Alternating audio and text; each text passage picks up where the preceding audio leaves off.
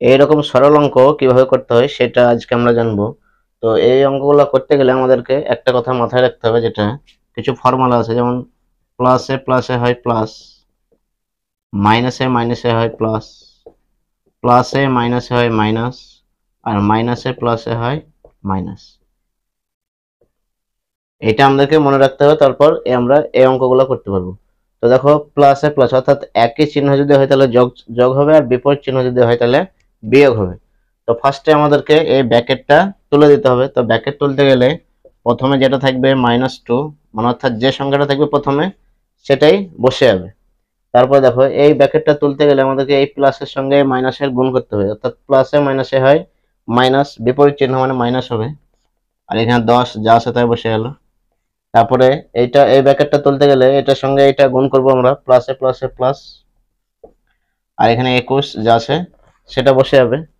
এবার আমাদেরকে দেখতে হবে কোনটা কোনটা মাইনাস আছে আর কোনটা কোনটা প্লাস আছে। তো আমরা দেখছি এইটার এটা মাইনাস আছে আর এইটা একাই প্লাস আছে।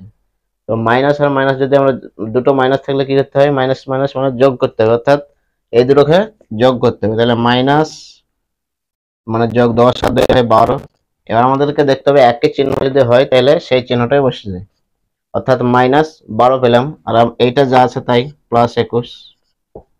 এবার দেখো, আমাদেরকে দেখতে হবে মাইনাস আর প্লাস, অর্থাৎ মাইনাস প্লাস থাকলে কি করতে হয়, মাইনাস প্লাস মানে বিয়োগ করতে হবে, মাইনাস করতে হবে, অর্থাৎ বিয়োগ। তাহলে 21 থেকে যদি 12 বিয়োগ করি তাহলে কত পাই আমরা, 9।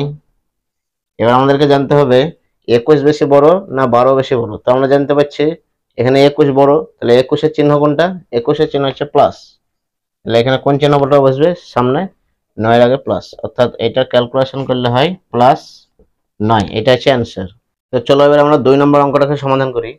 তো বলা আছে -13 প্লাস 2, এটা ব্র্যাকেট দেওয়া আছে +7 প্লাস এটা ব্র্যাকেট -2।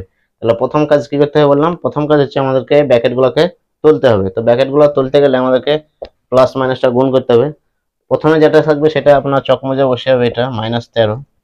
এবার এইটাকে দেখতে হবে গুণটা, মানে এই ব্র্যাকেটটা তুলতে গেলে প্লাসে প্লাসে কি করতে হবে, প্লাস, অর্থাৎ এখানে আমরা লিখে দিয়েছি ফর্মুলাটা, প্লাসে প্লাসে প্লাস, 7 আছে 7 বসলো।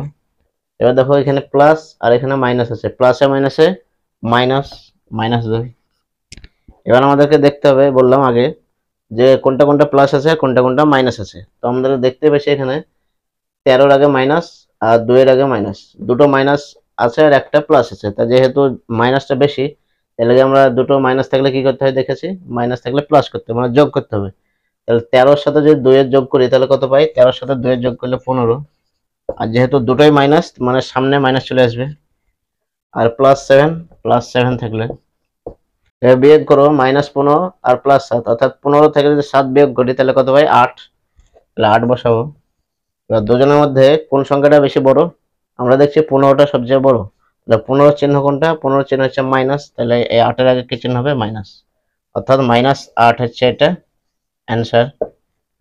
তাহলে এই টাইপের সরলগুলো কিভাবে করতে হয় তোমরা নিশ্চয়ই খুব ভালোভাবে বুঝতে পেরেছো। তাও যদি বুঝতে অসুবিধা হয় তাহলে কমেন্ট করে জানাবে, এবং ভিডিওটি বেশি বেশি বন্ধুদের সঙ্গে শেয়ার করবে।